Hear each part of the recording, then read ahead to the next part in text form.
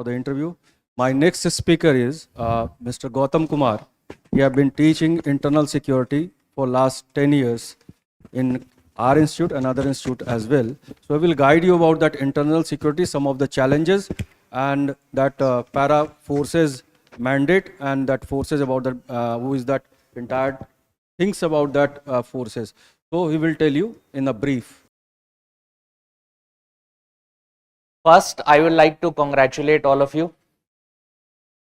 And see, I'll be talking about two major topics. First of all, I'll be talking about a topic called as Naxalism in a very brief idea. That is, taking into account your interviews. So, what are the things that you can be asked in your interview with respect to Naxalism? Specifically when it comes to the current status of Naxalism in India. Because in 2022, there was a question asked on Naxalism to the Minister of State for Home Affairs in the Parliament. And there was a reply that he has given in the Parliament, where he has talked about a significant decline of Naxal related events. So we'll be talking about that. Secondly, once I'm done with that, we'll move on to another topic called as terrorism. And in approximately 5 to 6 slides, I will try and deal with what exactly is terrorism. As a member of the force which deals with terrorism, what are the specific challenges that you are likely to face there? What are the specific types of terrorism? And what are the specific types of terrorism in India? Because terrorism varies from country to country, at least in terms of challenges that are faced, it varies. Like, if we talk about India, what is one of the most important challenge with respect to terrorism in India? What kind of challenge do we face? Anyone? Yes, exactly. Cross-border terrorism is something which there are only a few countries which face cross-border terrorism, one of them being India. And you can see the kind of consequences that it can have. Like, if you see what is going on in Israel, don't you think it's an example of what has happened because of cross-border terrorism? So we need to take that into account as well. And the last idea that I would be talking about would be forces. That is, there are 6 to 7 forces which comes under the central paramilitary or armed forces, and that is, I have prepared one slide for each force, where when was it formed, what is the objective of that force, and who is the current DG. You are likely to get this question in your interviews. So this is basically the next approximately 45 minutes what we are going to deal with. Okay, let's start. See, there is something called as left-wing extremism. In India, it is also referred to as Naxalism. Now, why do we refer to left-wing extremism in India as Naxalism? Exactly. It started in India in a village in West Bengal called as the Naxalbari village, and that is the reason why we call it Naxalism. Otherwise, what we are referring to is nothing but left-wing extremism. And theoretically speaking, there are 3 individuals that you need to know about here, starting with Marx, Lenin and Mao. These are the 3 individuals who have been, you can consider them. These are the individuals who have contributed theoretically and then practically to the rise of left-wing extremism. Marx did not specifically take up this, rather contributed to it theoretically. And Lenin and Mao were the 2 individuals who practically implemented it. Lenin in USSR and Mao in China. Clear? Now, what are the specific reasons for Naxalism? Now, this is a question that you are likely to get in your interviews. So, if you are no, if there is an individual who is a security expert there, so he would he would ask you this question in two ways. First of all, he could be very direct about it. Directly पूछ सकते हैं. Directly कैसे पूछेंगे? What are the specific reasons that are there? There is another way to ask this question, and according to me, that is a more valid way to ask it. That is a more relevant way to ask it. That is, if you are posted in an area which suffers from this particular problem, what are the specific steps that can be taken, or what are the specific areas where you need to work upon in order to deal with this very problem? So, primarily speaking, there are three reasons. First of all is with respect to development. Second is underdevelopment, or you can say lack of development. And the third is one of the most important problems that is there in India, which is the land rights or the non-forest area related rights that are there.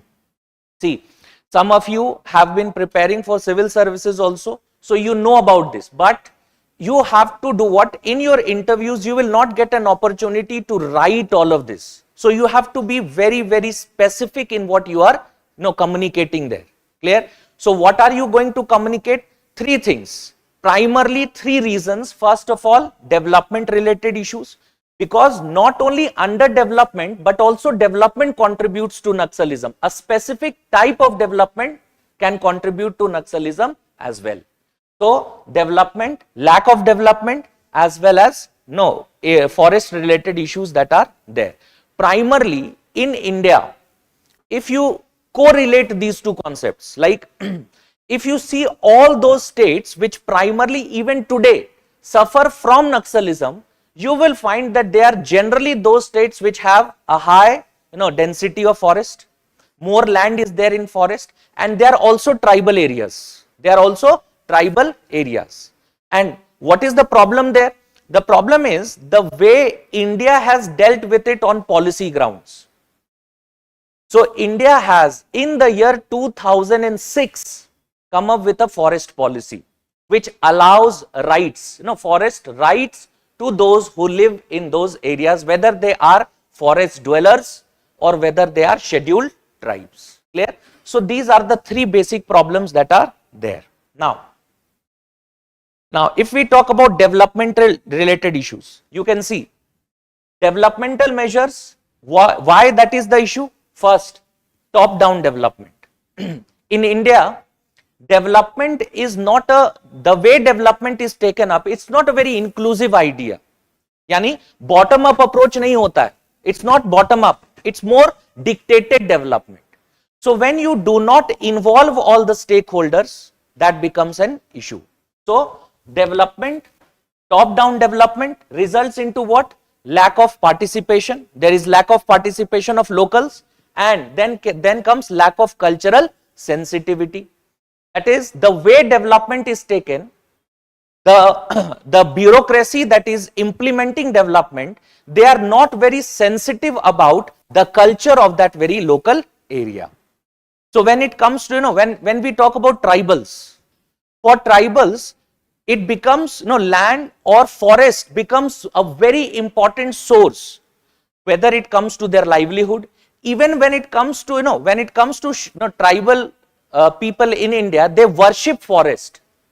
So if you take up any step which is in contradiction to it, there will be some negative consequences because of that.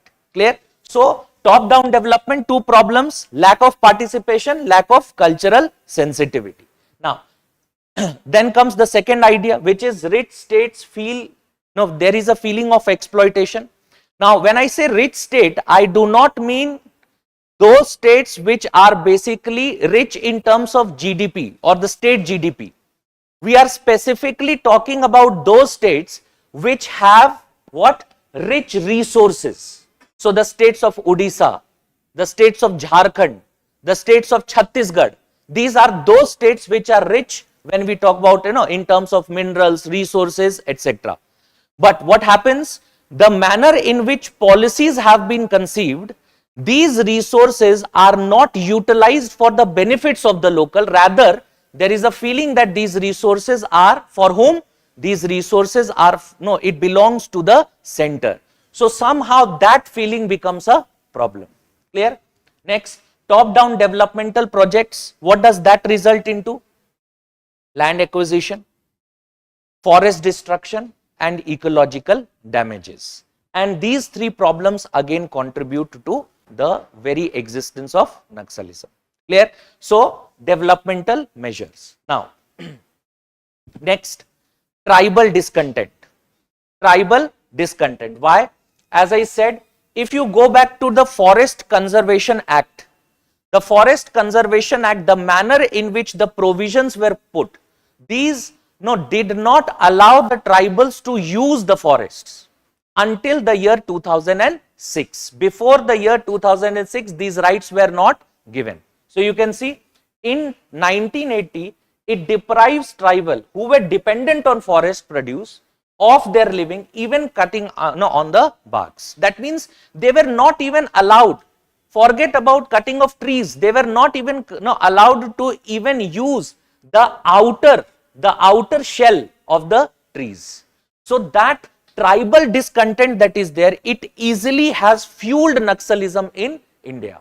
Clear? So whenever, if you are asked a question, remember that you will have to specifically point out this idea that the manner in which we have actually taken up laws that has contributed to Naxalism, and you will give an example of what? Forest Conservation Act. Clear? Developmental projects, what does that lead to? Most important idea, cost of development. There is a cost of development. Who basically pays this? That means development का फायदा तो हम सबको होता है, ठीक है? If we look at infrastructure in India, infrastructure in India is undergoing a significant transformation, है ना? पहले क्या होता था? If we, you would not have been born then, but 1990s, that is even post LPG, 1990s it was very difficult for in India to use roads, क्योंकि थे ही नहीं, roads ही नहीं थे तो use क्या करोगे? लेकिन अब ऐसा नहीं है. Now if you want to, from this particular place, tomorrow you want to go to the southernmost point of India, or for that matter the northernmost point, you can easily, it is easily accessible. ये तो फायदा है, लेकिन नुकसान क्या है? What is the negative of it? It is negative, there is a negative consequence of it because it leads to this acquiring of land and displacement. Now, displacement without a proper rehabilitation policy fuels discontent. क्या बोला मैंने? Displacement without a proper rehabilitation policy does what? It fuels discontent, and that results into Naxalism. Clear? So, developmental projects, cost of development. What is that? Land acquisition, displacement without proper compensation. What happens? Naxalism. Clear? Nexus between politicians, bureaucrats and business interests. See, whenever we talk about any developmental projects, इनकी value बहुत ज्यादा होती है, करोड़ों में है, अरबों में है. So what happens is that there is a greed associated with it also, and that greed is what results into there is a nexus that develops. This nexus results into what? Further poverty and displacement. Then comes non-violent social movements and violent extremism. That means या तो poverty और displacement होगा. Poverty और displacement की वजह से non-violent social movements भी हो सकते हैं. But if at the non-violent level, अगर non-violent level पर अगर in particular discontent को properly deal नहीं किया गया है, then what does that result into? Now that results into violent extremist measures like Naxalism. Clear? So whenever we talk about, whenever we talk about any form of internal security problem, ये चीज ध्यान रखना. You have to understand this, that any problem does not, it is not necessarily only a security problem. In fact, all these problems in India are more developmental in nature. Example देखो, look at J&K. Look at J&K. And can you believe that just going back 9 years, 8 से 9 साल पहले चले जाओ, there was an incident that happened, Buranwani case. And what was the result of it? 4 महीने, 4 months, there was a complete shutdown in the valley region. Complete shutdown. आज देखते हो ये सारी चीजें. There is no such thing today. ऐसा कुछ भी नहीं होता है. क्यों? कोई ऐसा in this last 9 years that is there, ऐसा हुआ क्या है? One thing has been focused upon, और वो फोकस क्या है? डेवलपमेंट. सो कनेक्टिविटी इंप्रूव हुई है, डेवलपमेंटल अपॉर्चुनिटीज, इन चीजों पर फोकस किया गया है. And that is where you can see there is a decline in extremism. ठीक है, yes, though there are incidents that do happen. अगर आपने न्यूज पढ़ा होगा तो कल के इंसिडेंट के बारे में आपने पढ़ा होगा. Yesterday itself there was an incident in the Punch region in J&K. तो ऐसा नहीं है कि इंसिडेंट्स होते नहीं है, आज भी इंसिडेंट्स हैं, बट इंसिडेंट्स ड्रास्टिकली कम हो गए हैं. ठीक है, ड्रास्टिकली कम हो गए. क्यों? क्योंकि डेवलपमेंट एक बहुत बड़ा फैक्टर होता है. सो whenever you are replying there, democratic country है, सिक्योरिटी और फोर्स हर चीज का आंसर नहीं होता है. So you will have to take this developmental dimension to it also. और जब भी आपसे पूछा जाए, जब तक ये पूछा नहीं जाता है कि सिक्योरिटी स्टेप्स क्या होने चाहिए, तब तक सिर्फ फोर्स वाला आंसर नहीं दोगे. You will not go there. You will primarily focus on these areas which are development or lack of development. ठीक है, moving on. What are the steps that have been taken by the states? ठीक है, देखो steps में 2-3 बातें. सबसे पहली चीज, law and order constitutionally speaking किसके ज्यूरिसडिक्शन में आता है? स्टेट के. तो पैरामिलिट्री फोर्सेस का पावर कहां से आता है फिर यूनियन के पास? एग्जैक्टली. जिनको नहीं पता है उनको यह पता होना चाहिए. Article 355 of the constitution imposes a specific responsibility on the union. The responsibility being maintaining what? Or protecting the state from any form of internal disturbance. State को protect करना union का काम है. And that is where this very power comes. Clear? तो वैसे तो state का issue है. Hence there are some specific steps that are taken by the state, जैसे state police है.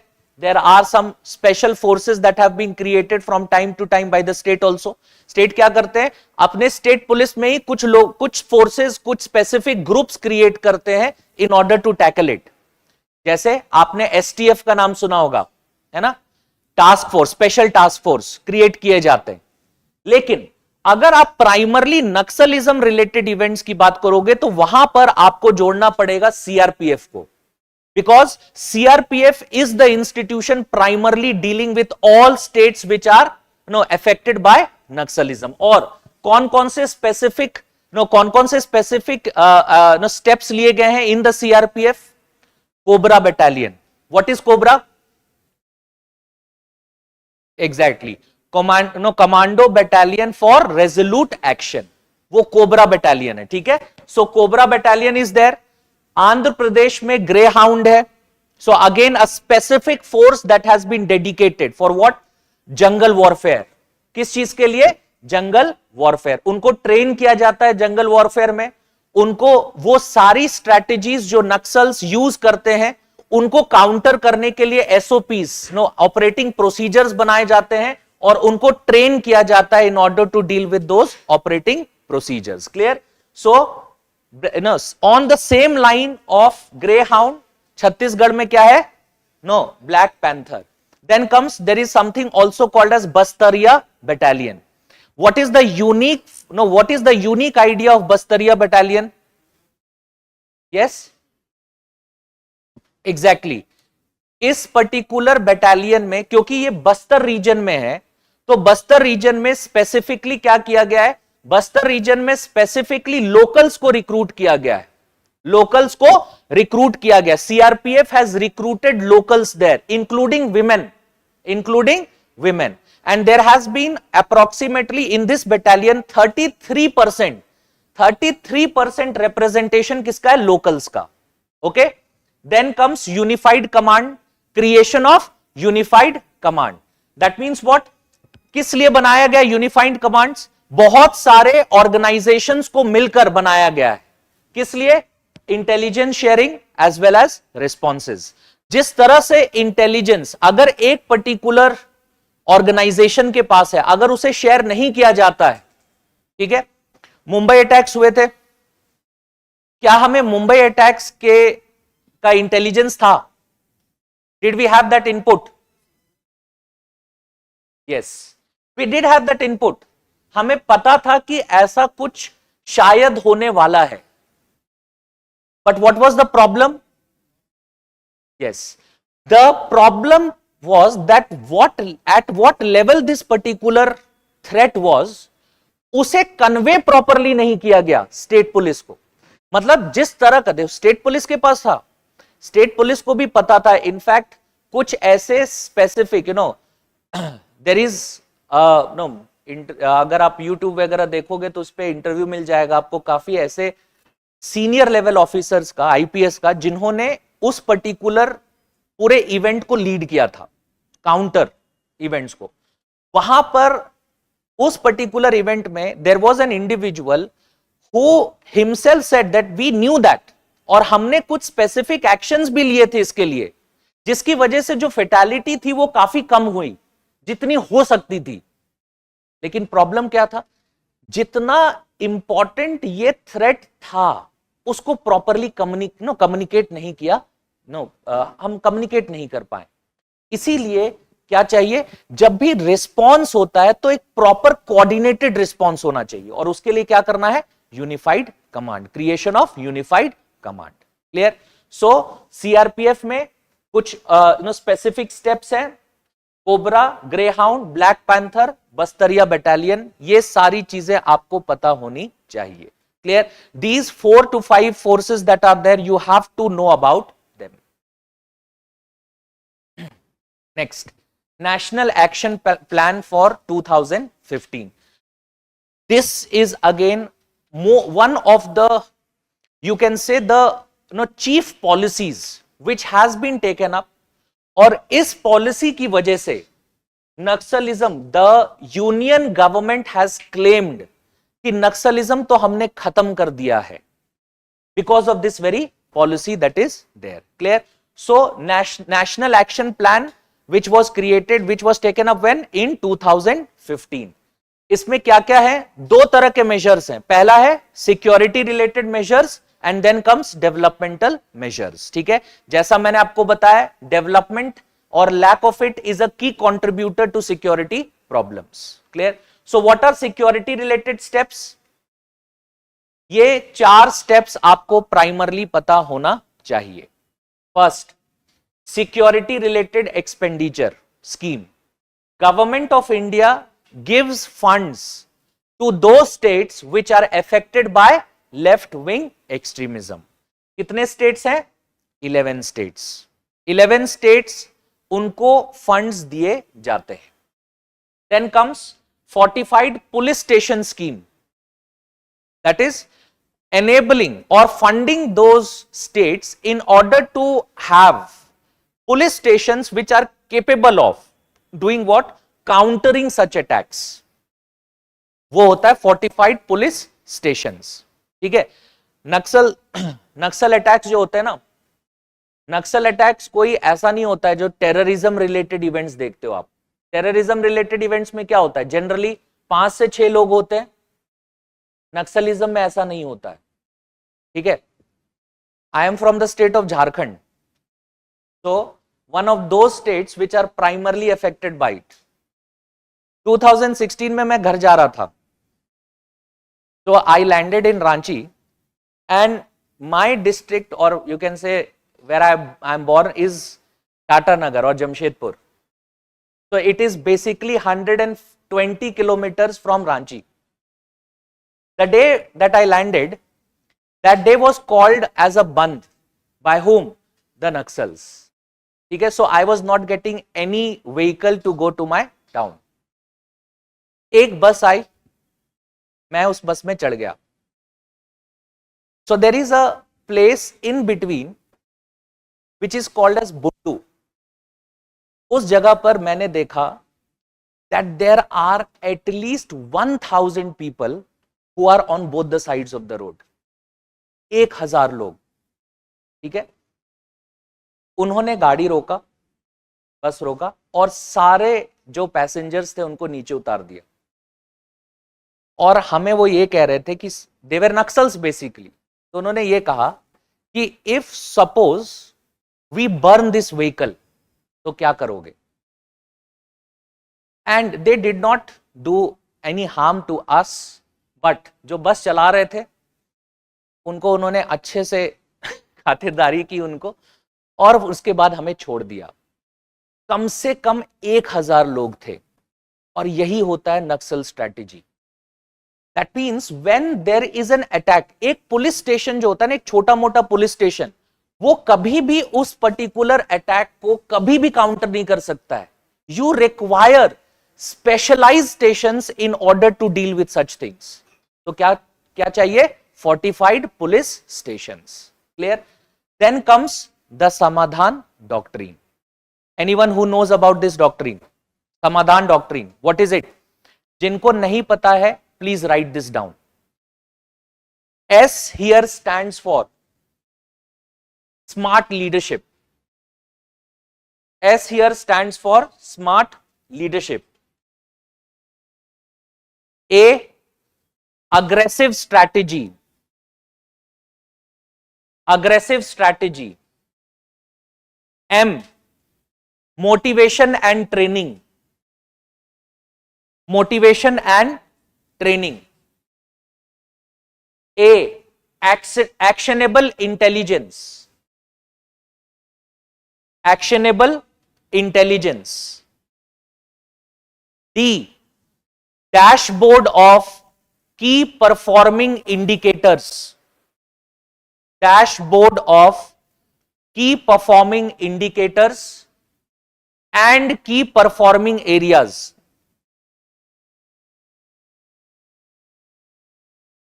Key performing indicators and key performing areas.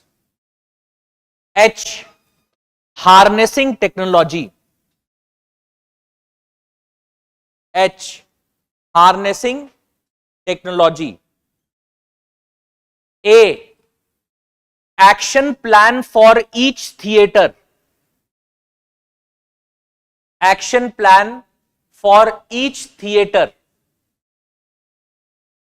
And N, last is N, which is no access to funding. No access to funding. समाधान strategy है क्या? देखो, interview में आपको कभी भी इतना मौका नहीं मिलेगा कि आप इन सारी बातों को कहोगे. Suppose you get a particular question specifically on this strategy, how will you answer it? कैसे आंसर करोगे? What is this doctrine about? Anyone? Holistic. It is a holistic approach or a 360-degree approach. क्या है? Holistic या 360-degree approach to deal with Naxalism. It is a holistic or 360-degree approach to deal with Naxalism. हर बात का ध्यान रखा गया है. Starting with smart leadership. Smart leadership का मतलब क्या जानते हो? अगर किसी पर्टिकुलर डिस्ट्रिक्ट में जहां पर सबसे ज्यादा नक्सलिज्म इफेक्टेड डिस्ट्रिक्ट है, तो एक आईपीएस को वहां पर उस पर्टिकुलर एरिया में डेजिग्नेटेड ऑफिसर या कमांडिंग ऑफिसर मत रखो, क्योंकि IPS has a very very very limited experience with respect to dealing with anything, specifically problems like jungle warfare. तो क्या करो? एक्सपीरियंस लोग लेकर आओ और उस पर्टिकुलर जगह के लिए स्पेसिफिक स्ट्रक्चरल चेंजेस करो। जैसे आप देखोगे कि बहुत सारे ऐसे डिस्ट्रिक्ट्स हैं जहां पर एक superintendent of police rural area ये क्रिएट किया गया है with an objective of what, and people which now if you get into CRPF में रहोगे तो हो सकता है आफ्टर यू गेट जो ये स्पेसिफिक पोजीशन होता है, you might get posted into that. Why? Because you have that experience. IPS के पास वो experience नहीं है. IPS basically क्या है? Law and order service. That is what he is doing. Nothing else. यानी उसका कोई specific काम with respect to dealing with security related such problems ऐसा नहीं है. ना ही उनको ट्रेन किया जाता है और ना ही उनके वर्क प्रोफाइल में है. तो इसी वजह से smart leadership. Clear? Things like finances, ठीक है, पैसा, क्योंकि if there is no money there is no weapons and there is no violence. Clear? तो एक 360 डिग्री होलिस्टिक अप्रोच है Samadhan doctrine. Any answer that you are giving on Naxalism should definitely includes the Samadhan doctrine. Clear? और Operation Green Hunt कब शुरू हुआ? 2010 में. What is the objective? Massive deployment of security forces in Naxal areas. Massive deployment. ठीक है? Just see what has happened post 2010. ठीक है? 2010, 2008 और 2009 एक ऐसा टाइम था जब आप हर दूसरे दिन नक्सल वायलेंस के बारे में और किस तरह से हमारे सिक्योरिटी फोर्सेस समटाइम्स 30, समटाइम्स 70 लोग मरते थे. अब ऐसा नहीं है. क्यों? क्योंकि एक डेटरेंस क्रिएट किया जा रहा है. जितना प्रेजेंस है, जितना दिखेगा, उतना क्या होता है? लॉ एंड ऑर्डर प्रॉब्लम्स कम होता है ना.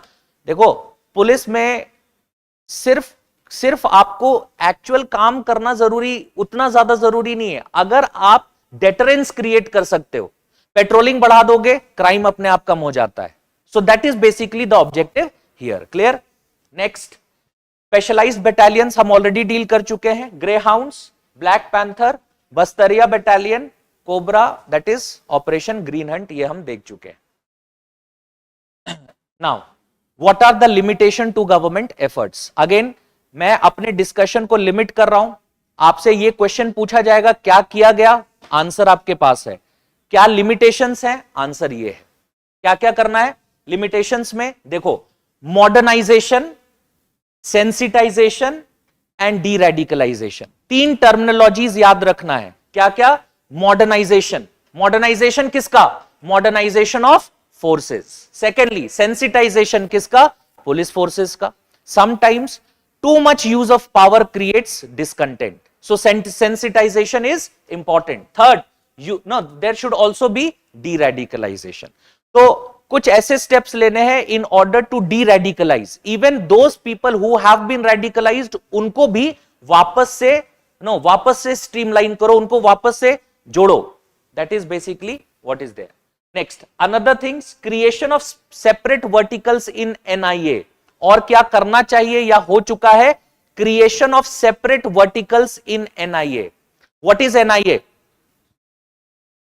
National investigation agency. कौन से स्पेसिफिक एरिया से वो डील करता है? Terrorism, primarily terrorism.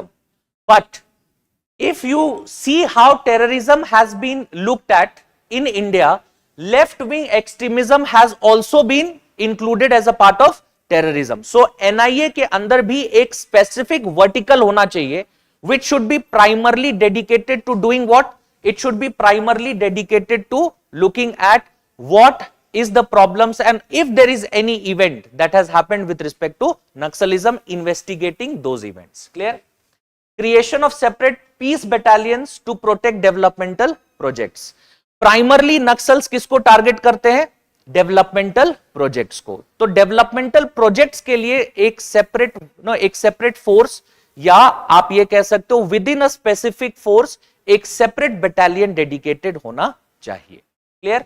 So modernisation, sensitisation, deradicalisation, creation of separate verticals and creation of separate battalion. ये 4-5 आपको 4-5 चीजें होंगी जो आपको आंसर करना पड़ेगा. See maximum what you will be asked one question and one follow up question. ठीक है, एक क्वेश्चन पूछा जा सकता है, क्वेश्चन क्या है, लिमिटेशन। ठीक है, फॉलो अप क्वेश्चन क्या हो सकता है कि आप क्या करोगे। This is basically the things that you can basically talk about, which is suggestion. Clear? Moving on, current status, Naxalism current status. देखो, the incidents, now if you do not have facts related to current facts related to Naxalism, these are those current facts. क्या है? Incidents related to left wing extremism, it has reduced by how much? 77%. 77% reduction है, जो 2009 में कितना था, 2258 incidents हुए थे, including both minor and major. Now in 2021 it is only 509 incidents, only 509 incidents. Clear? Similarly, अगर हम डेथ या कैजुअलिटी की बात करते हैं, both civilian as well as security forces, it has reduced by 85%. It has reduced by 85%. 2010 1005 ऐसे deaths हुए थे, कैजुअलिटी हुई थी, और 2021 में सिर्फ 147. If you look at the geographical spread of it, it has reduced to only 46 districts. सिर्फ 46 districts में इवेंट्स रिपोर्ट किए गए कि हां ऐसा हुआ है. अगर आप इसको कंपेयर करोगे, so I will just give me one second. See this. If you look at this particular map, ये मिनिस्ट्री ऑफ होम अफेयर्स का मैप है, ये 2007 है और ये 2017 है. The map that is available on ministry of home affairs. ये इसे कहते हैं रेड कॉरिडोर. ये था red corridor. So you can see the decline in the red corridor. कुछ तो स्टेट्स है जिसमें खत्म हो चुका है. You can see that very decline that is there. So पहले अगर आप इंसिडेंट्स में देखोगे तो पहले ऐसा टाइम भी था जब इंडिया में more than 100 districts were affected और they reported Naxal related events. And in 2021 only 46 districts were reporting. Clear? इसके अलावा देखो, no you can see the districts contributing. तो वो देखोगे 90% of the left wing extremism events that are there, it has now come down from 30 to 30, no, from 35 it has come down to 30, and in 2021 it has further declined to 21. यानी जो major events होते हैं, 90% of the events जो होते हैं वो सिर्फ 25 districts of India में होते हैं. So India has more than 500 districts and you see only 25 districts जहां पर ऐसा होता है. So we can say that yes, there has been a significant reduction. तो इस पे ये क्वेश्चन बनता है कि क्या ये खत्म हो चुका है? Is it something which has already finished? So what has happened?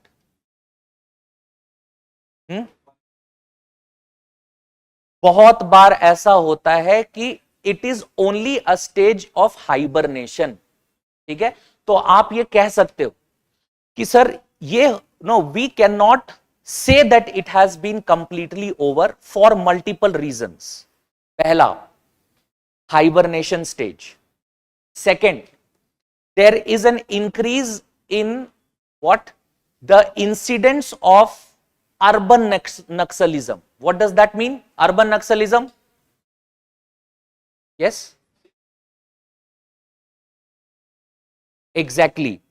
Urban Naxalism का मतलब होता है जो पहले रूरल या अंडर डेवलप्ड एरियाज में सिर्फ था, वहां से वो आइडियोलॉजी आज हम अर्बन एरियाज में देख रहे हैं. यानी it does not mean there the whole ideology is basically something which has ended, rather it has shifted. It has shifted. और तीसरी बात, it may just be insurgency fatigue. ये भी हो सकता है कि ये सिर्फ और सिर्फ इंसर्जेंसी फटीग है जो आज कम है, हो सकता है 2 साल 3 साल 4 साल में ये फिर से वापस आ जाएगा. Clear? So this is your answer. You have written this? लिख लिया है?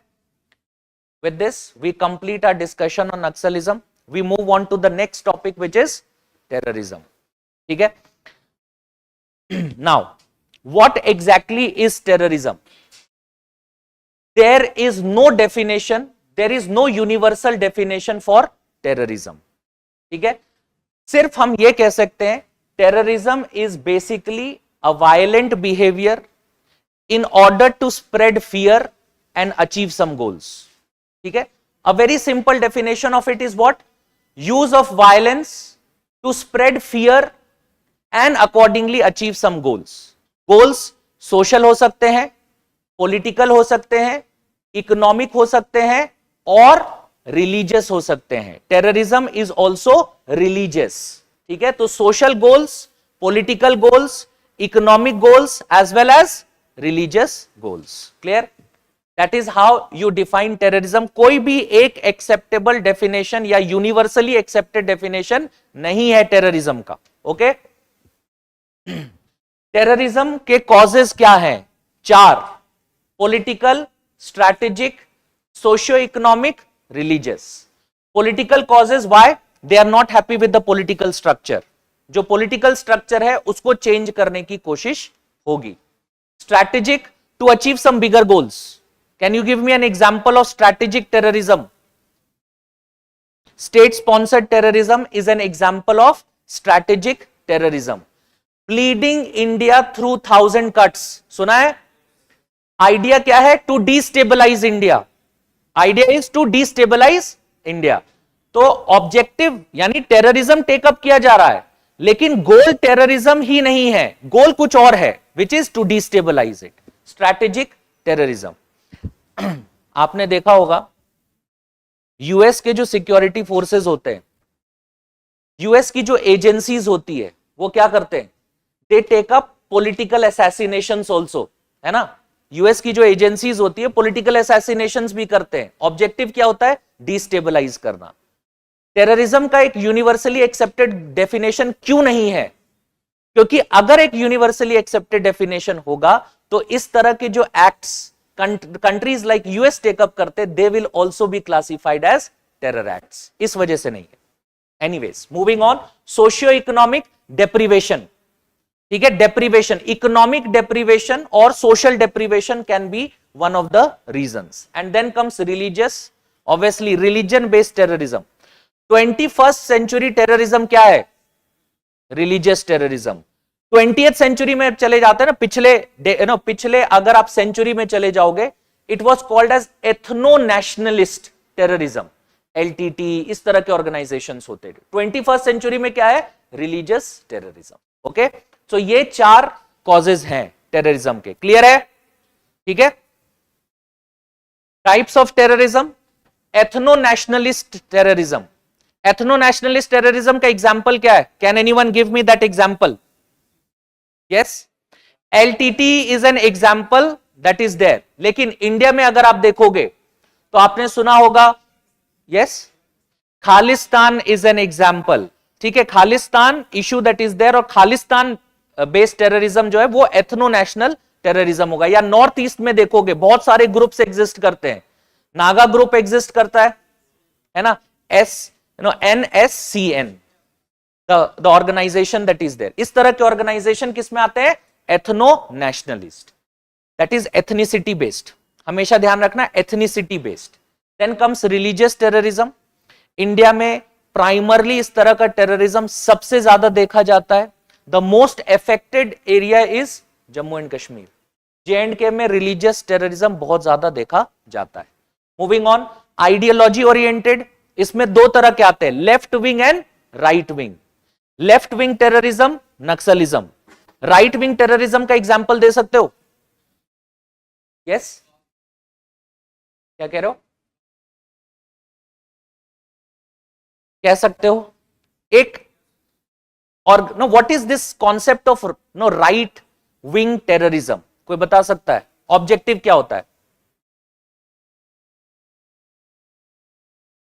यस, मेंटेनिंग स्टेटस को. ठीक है? एग्जैक्टली.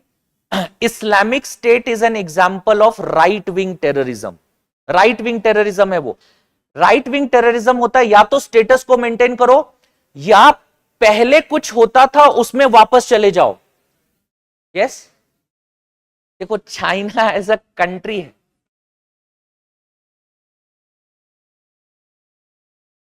उससे अच्छा there can be a very good example Islamic state.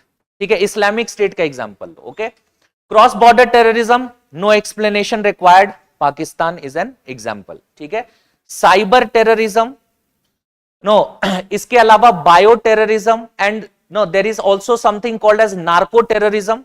All these are also current forms of terrorism. Cyber terrorism, narco terrorism, bio terrorism. और देखो डेफिनेशन सेम है, use of a certain methodology in order to do what, in order to force and achieve certain goals. लेकिन mechanism used अलग है. Cyber terrorism में technology use हो रहा है, नार्को टेररिज्म में use of drugs, and when we talk about bioterrorism, so it is use of another chemicals or something like that. Clear? Moving on, types of terrorism in India, चार तरह के primarily. Hinterland terrorism, hinterland का मतलब क्या होता है, interiors. Terrorism that is there in interiors, वो example है हिंटरलैंड टेररिज्म का. Hinterland terrorism, Jammu and Kashmir militancy, left wing extremism, north east insurgency. Yes, hinterland left wing extremism can be one of the examples of hinterland terrorism. Khalistan 1980s hinterland terrorism. Whenever there is a act of terrorism that is not there on coasts or urban areas, वो example हो जाता है hinterland terrorism का. Clear? What is the difference between militancy and extremism? Extremism is separatism.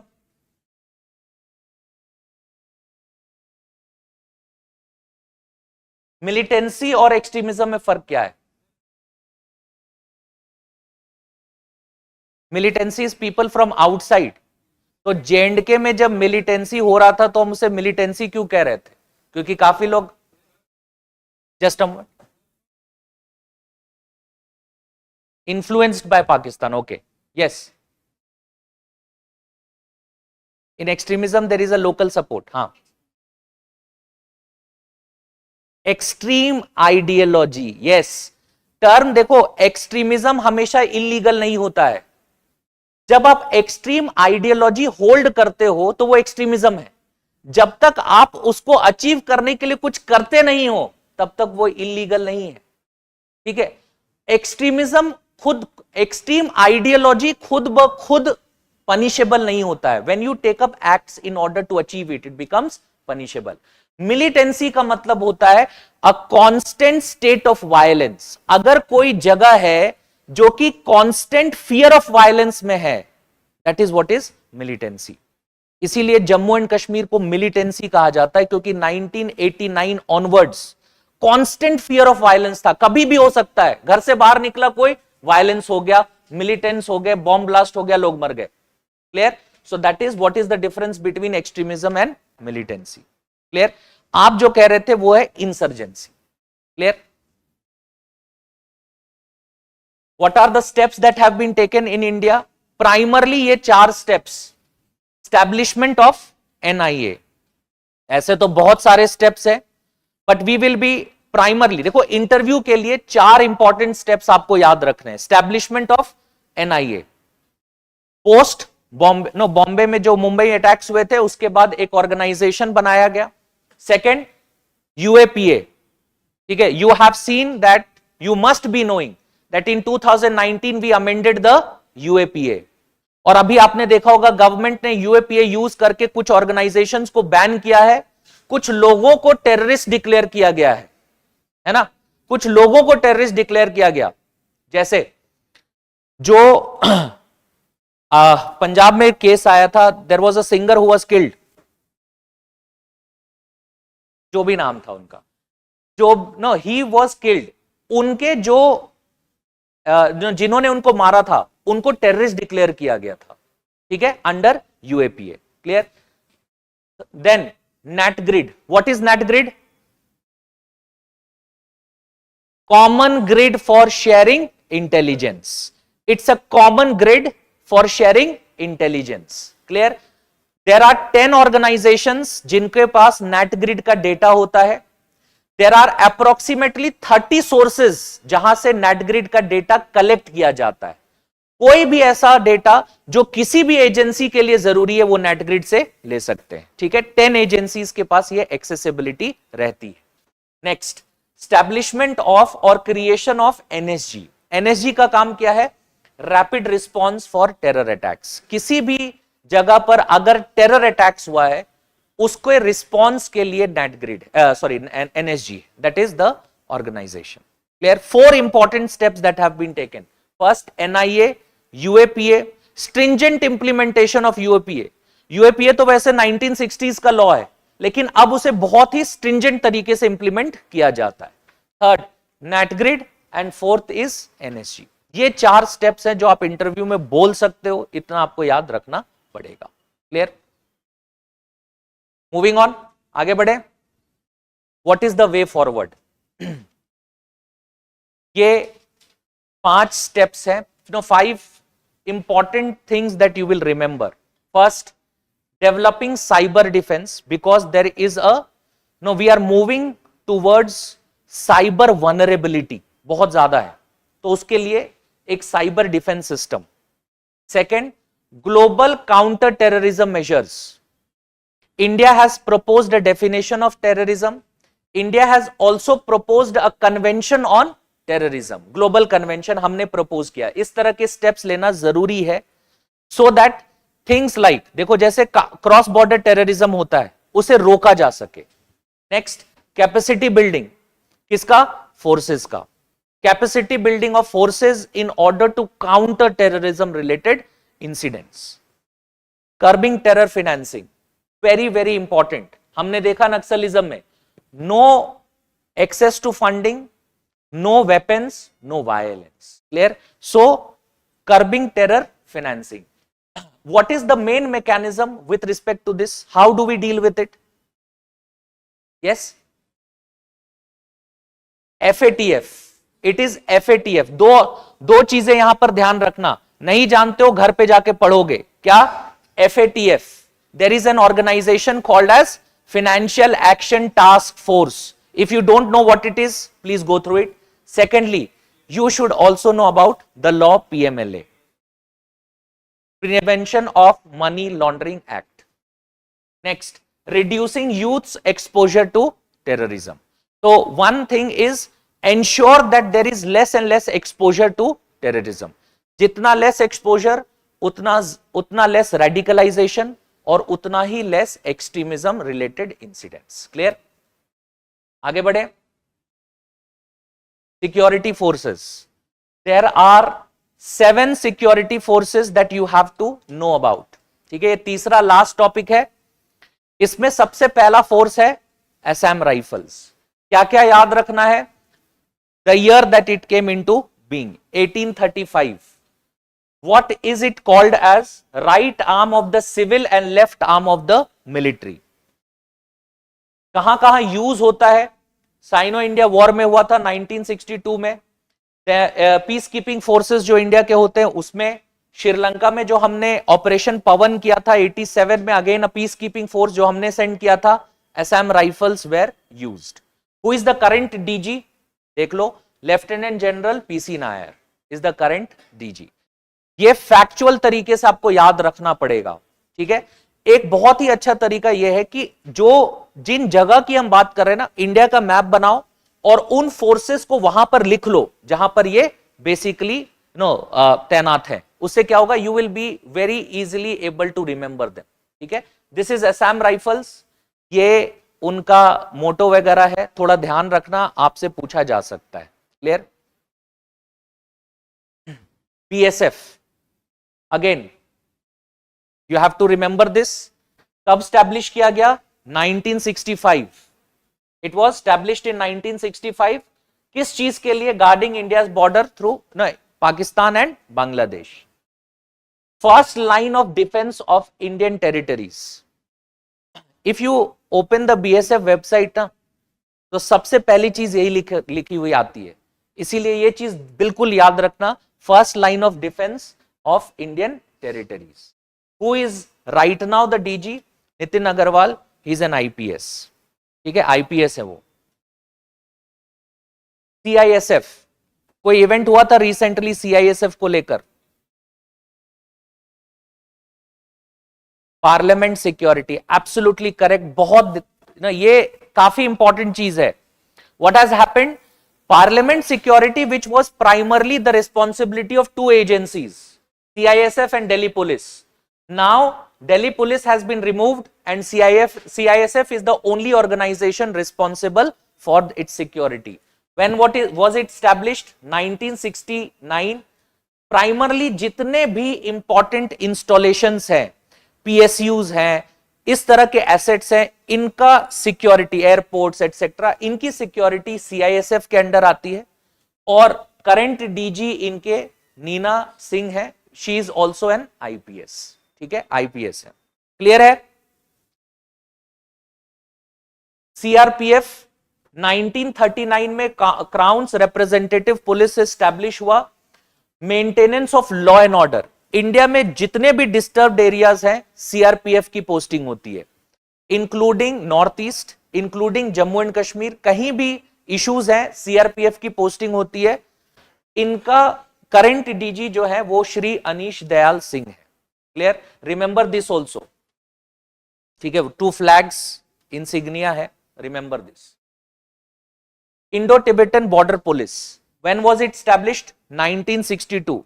60s में 3 organisations हो गए. कौन कौन? We have till now discussed Indo Tibetan border police, CISF भी हमने देख लिया, BSF भी हमने देख लिया. क्लियर? इस तरह से you can remember this. Indo Tibetan border police primarily India China borders और उसके आसपास के जितने भी एरियाज हैं, जो माउंटेनस रीजन्स हैं, उसके सिक्योरिटी के लिए इस ऑर्गेनाइजेशन को बनाया गया है. Who is right now the DG? Rahul Rastogi, IPS है ये भी. NSG 1984 में after blue star, operation blue star के बाद NSG का एस्टैब्लिशमेंट होता है. क्लियर? 1986 में एक लॉ बनाया गया पार्लियामेंट. बहुत इंपॉर्टेंट बात यह है कि इन जितने भी ऑर्गेनाइजेशंस की हम बात कर रहे हैं, उसमें से NSG has been established after a law of the parliament. Clear? So it's a what kind of body? Statutory body. It's a statutory body. What is the objective? जैसा हमने देखा, NSG primarily anti terror operations में deployment इनका होता है. अभी DG जो है वो नलिन प्रभात, अगेन IPS है. He is the current DG, sorry. Next comes SSB. SSB again 1962 में स्टैब्लिश किया गया. 1963 में इस ऑर्गेनाइजेशन को फाइनली ऑन ग्राउंड इंप्लीमेंट किया गया था. 1962 में कंसीव किया गया. Clear? Total security preparedness, remote areas और कोई ऐसा एरिया जो वॉर प्रोन है, उसका नेक्स्ट लाइन ऑफ डिफेंस है. So not exactly on the borders, उसके आसपास के रीजन में डिप्लॉयमेंट इनका होता है. कौन कौन सी जगह पर? देखो, उत्तराखंड, यूपी, बिहार, वेस्ट बंगाल, सिक्किम, असम, अरुणाचल प्रदेश. डीजी कौन है? दलजीत सिंह चौधरी. ये याद रखना. You have to remember this as well. Clear? That is it. ये see this is the those areas which you are very likely to get question. Naxalism, terrorism and obviously forces. ठीक है, content wise मैंने 27 slides में crisp करके आपको जो भी interview related discussion है, आई हैव क्रिएटेड दैट. ठीक है, that's it from my side. Thank you.